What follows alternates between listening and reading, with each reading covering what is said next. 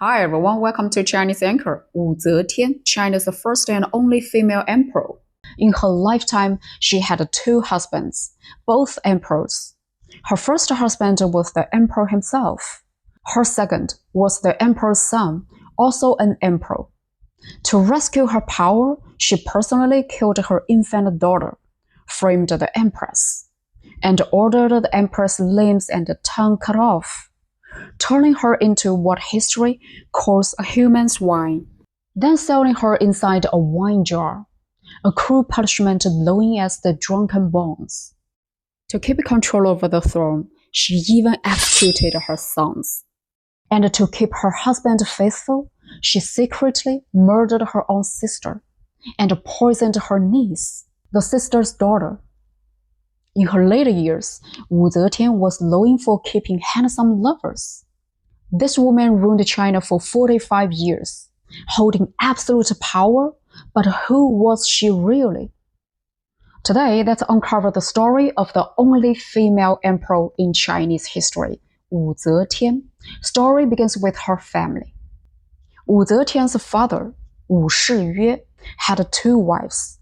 The first wife gave birth to two sons, Wu Yuanqing and Wu Yuanshuang. But after the first wife passed away, Wu Shiyue married again, this time Wu Zetian's mother. The second wife gave him three daughters, the eldest, Wu Shun, the second, Wu Zetian, and the third, whose name was barely recorded in history. We will just call her Miss Wu. It was the year 637 CE. Morning mist still hung over Qianling, the great capital. The palace gates opened slowly, and a 14-year-old girl was chosen to enter the imperial palace. Her title was Cai Ren, a low-ranking concubine. Back then, the emperor's harem walked like a pyramid, with the strict ranks from top to bottom. Empress 1, consorts 4, concubines 9, attendants 9, beauties 9, talents 9, ladies in waiting 27, imperial women 27, female attendants 27. That's a total of 122 women in the harem. Can you imagine the ancient Chinese emperor could have up to 122 wives? From the ranking system, we could tell Wu Zetian's Cai Ren title placed her in the middle to lower tier of the harem.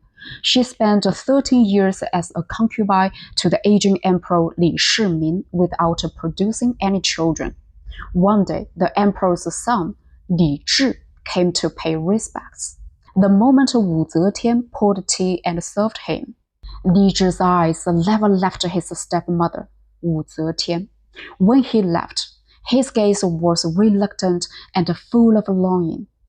They exchanged looks that hinted at something more. From that instant, the destinies of stepmother and stepson were quietly rewritten, and their story of dramatic rises and falls began. On another occasion, Li Zhi returned to the emperor's audience. While the emperor was speaking, a court minister arrived with urgent business. So the emperor told Li Zhi to go rest in the room at the back. After Wu Zetian escorted him there, Li Zhi suddenly threw his arms around his stepmother and poured out how much he missed her. He even said he would beg his father to grant Wu to him. My God, what an outrageous request! Asking his own father to give him his stepmother as a wife. Only Li Zhi could come up with something like that. But Wu Zetian was no love-struckful, well-read, and clever. She seized the moment and replied to Li Zhi, "Only if you become the emperor will our fate endure." That single line lit a spark of hope in Li Zhi. One day at the royal stables, Wu Zetian rode with bold, heroic grace. Both father and son watched, unable to look away. After watching her, the old emperor decided to gift a spirited warhorse to his son Li Zhi. smart as ever. Wu Zetian knew Li Zhi was timid and could not tame such a fierce mount. She stepped forward and warned that the horse first had to be broken. The emperor asked, "Can you tame it?" Wu Zetian answered, "Grant me 3 things: an iron whip, iron claws, and a dagger. First use the whip. If it still resists, strike it with the iron claws. And if it still cannot be tamed, slit the horse's throat with the dagger." The old emperor laughed at the brutal thought of it, but his eyes quickly sharpened and his face grew serious. To hear such ruthless words from a woman in her only 20s was chilling. It made him suddenly weary. Time passed. The old emperor's health was clearly falling. His body weakened day by day. After saying just a few final words, he took his last breath, and the court fell silent. According to Tang Dynasty custom, all the imperial concubines who had never borne the emperor a child were sent away to live the rest of their lives as nuns in temples. And the new emperor, none other than Li Zhi, the son of the later emperor, and the man who would later become Wu Zetian's second husband. Wu Zetian desperately didn't want to be sent to a temple, but a tradition was stronger than her will. In the end, she was forced to shave her head and live as a nun. While in the temple, something shocking happened. One day, she was struggling to lift a heavy bucket of water when another nun kindly came to help. For a moment, Wu Zetian felt genuine warmth in that cold, lonely place. But less than a minute later, the same nun suddenly tried to assault her.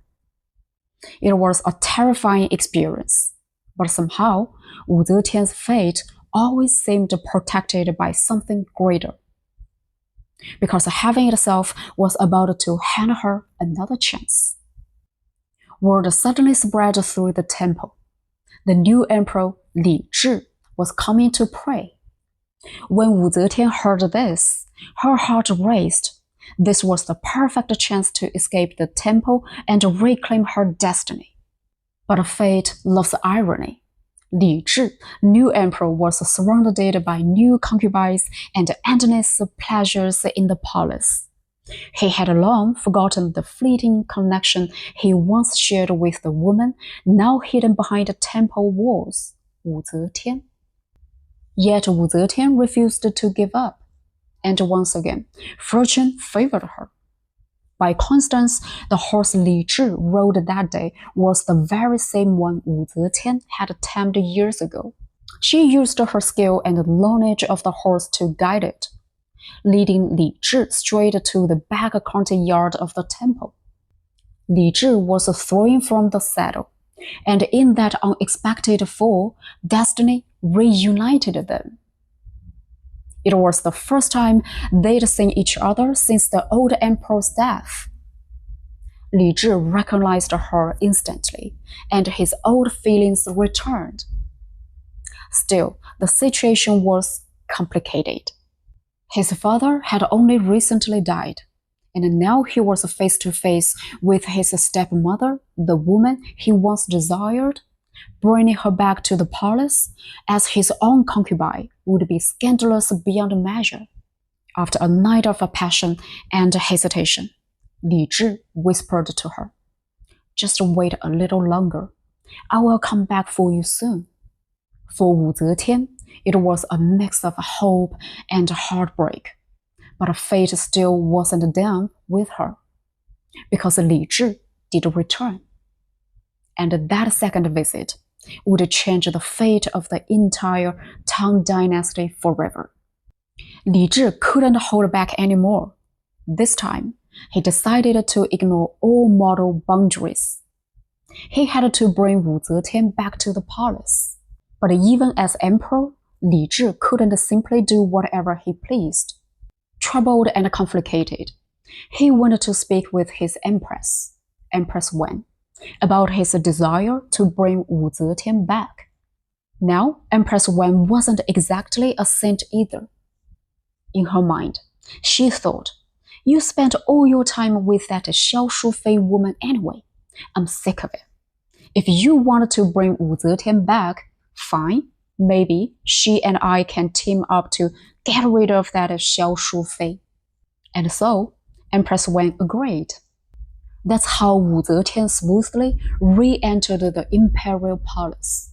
But Empress Wen had no idea the woman she had just welcomed back wasn't a rival. She was a future empress boss, the deadliest woman in Chinese history.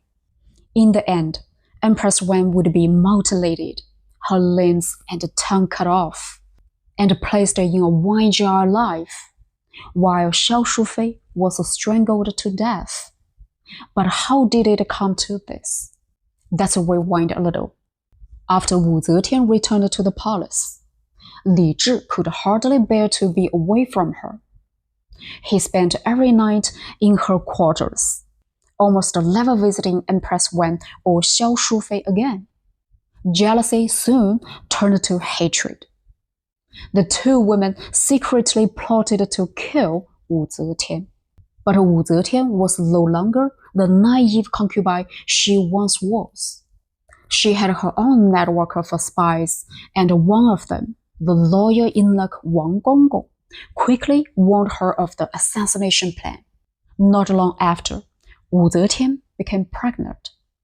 Her rivals paused their plot, waiting for the right moment.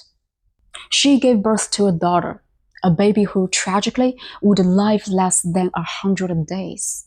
But that child's death would become Wu Zetian's most shocking weapon.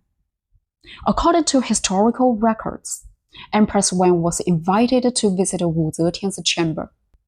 While waiting, she wandered into the baby's princess room, only to find the child lifeless in her crib. The empress screamed in horror. Wu Zetian rushed in, seemingly heartbroken, crying over the child's body.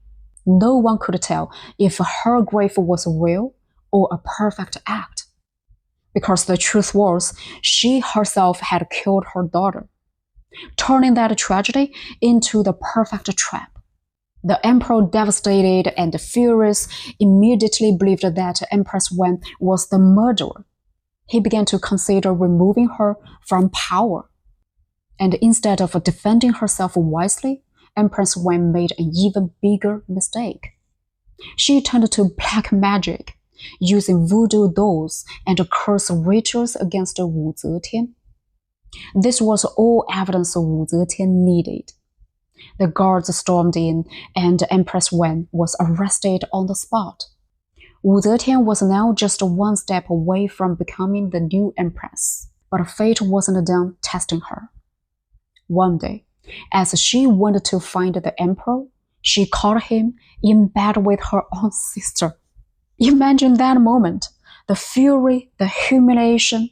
But Wu Zetian didn't scream. She didn't cry. She simply composed herself, as if nothing had happened, because she had bigger plans. The very next day, Emperor Li Zhi, perhaps out of guilt, called a full court assembly and officially abolished both Empress Wen and Xiao Shufei. Then, before everyone's eyes, he declared, Wu Zetian shall be the new empress. Just like that, she rose from a low-ranking concubine to the highest woman in the empire, the Empress of a town. It was like watching a junior manager suddenly become the CEO of the entire company, except this CEO was about to rewrite history itself. As the new empress, Wu Zetian didn't just sit on the throne looking pretty. She managed state affairs with the emperor and even cut the number of his concubines in half. That, of course, made the emperor very unhappy, because when your wives are cut by half, so is your happiness. Feeling frustrated, he wandered aimlessly around the palace, until one day he walked into the cold palace, where the deposed Empress Wen and Xiao Shufei were imprisoned. They were unrecognizable, hair tangled, face pale, living in darkness with food shoved to them through a small hole in the wall. Seeing their miserable state, the emperor's heart softened. He promised he'd think of a way to release them. But Wu Zetian's spies were everywhere. The moment the emperor left, orders were given. Xiao Shufei was executed. Before her death, Xiao cursed Wu Zetian with her final breath.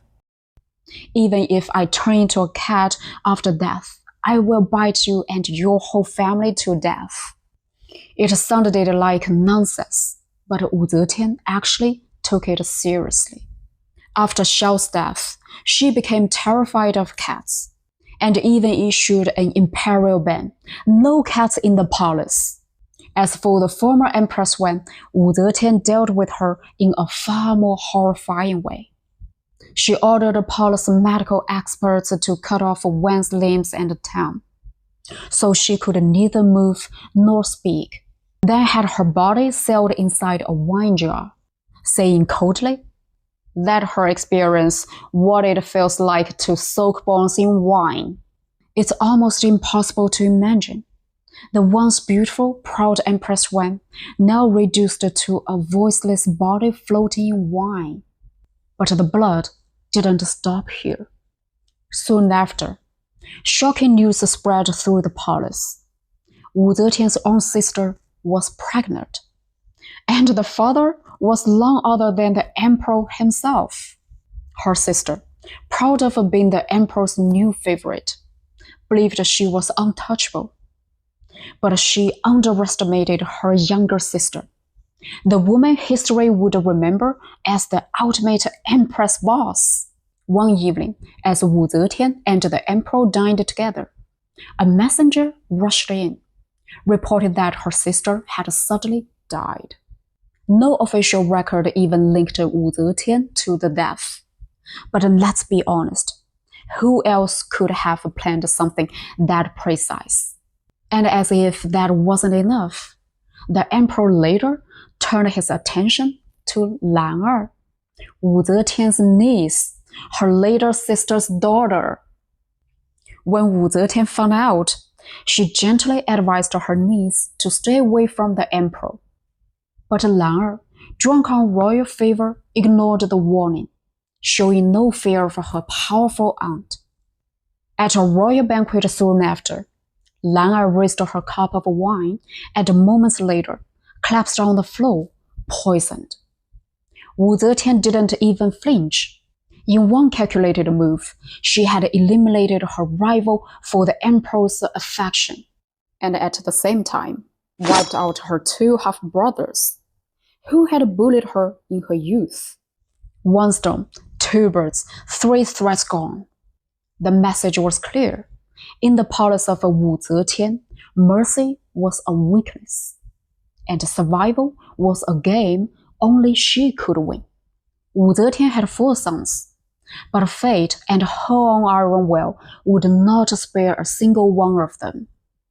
Her first son, unable to accept that his mother ruled as emperor, argued with her one day and suddenly collapsed, dead on the spot. It is said that the moment he died, lightning split the sky, winds howled, and thunder rolled across the heavens, as if even nature trembled at her power. Her second son, on his way to visit Wu Zetian, listened to whispers from corrupt officials, and secretly gathered weapons to start a rebellion. But Wu Zetian saw everything. He was exiled and later assassinated. Her third son did become emperor, but instead of ruling, he spent his days promoting his wife's family and basking in the boast of his courtiers. Wu Zetian quickly lost patience and stripped him of the throne. That left her fourth son, a man with no ambition for the crown, but with his brothers all dead or deposed. He had no choice but to inherit the title. Even then, he rarely attended the court, for everyone knew who truly ruled China. It was still Wu Zetian. And yet, for all her ruthlessness, Wu Zetian could also show a strange kind of mercy. Among her attendants was a brilliant young woman named Shangguan Wan'er. One day, Shangguan secretly slipped poison into the empress tea to avenge her grandfather, whom Wu Zetian had executed. Wu Zetian sensed the danger, never touched the cup, but said nothing. Instead of a punishment, she forgave Shangguan Wan'er as if nothing had happened. And soon, Shangguan became one of Wu Zetian's most trusted aides. In 619 AD, Wu Zetian officially ascended the throne, the only female emperor in all of Chinese history. But ruling an empire came at a cost. Day by day, she drowned in reports, memorials, and politics. Her life, powerful but lonely. Seeing her exhaustion, her daughter decided to find her mother a lover. The first man quickly rose to power and wealth, but once he had everything, he lost interest in the aging empress. He even bragged publicly about his nights with her. That ended badly. He was beaten to death in a field. His body left for the crows. Heartbroken, Wu Zetian lost her appetite for days. So her daughter found her another, a handsome young man skilled in music and charm. He made her love again. And when the timing was right, he even recommended his cousin to join the empress service. Two lovers, and at last, the aging empress smiled again. For decades, Wu Zetian ruled with both skill and brilliance. She stabilized the empire, reformed the bureaucracy, and built her reign on fear and admiration alike. But no matter how strong she was, the world of man could never truly accept a woman wearing the dragon crown. Pressure grew. Petitions poured in. The court demanded she step down. Wu Zetian thought of her life, how she had entered the palace at 14, served the Li family as a wife and a mother, and then, through weight and blood, claimed the throne for herself.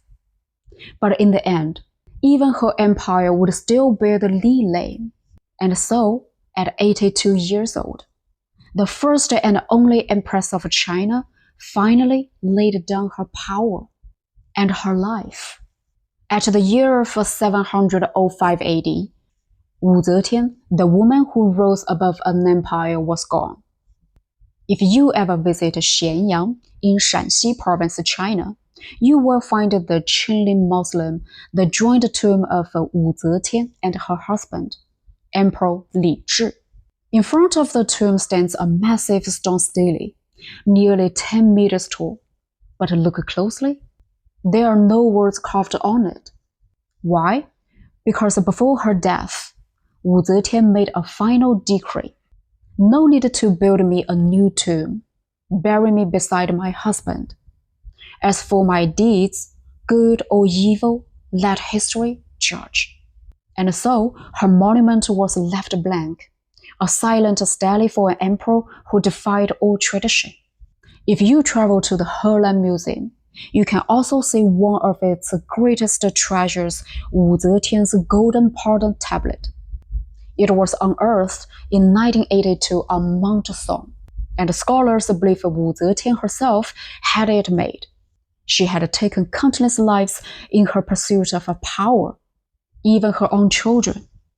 Fearing divine punishment after death, she ordered her sins to be carved into gold, begging the heavens for forgiveness.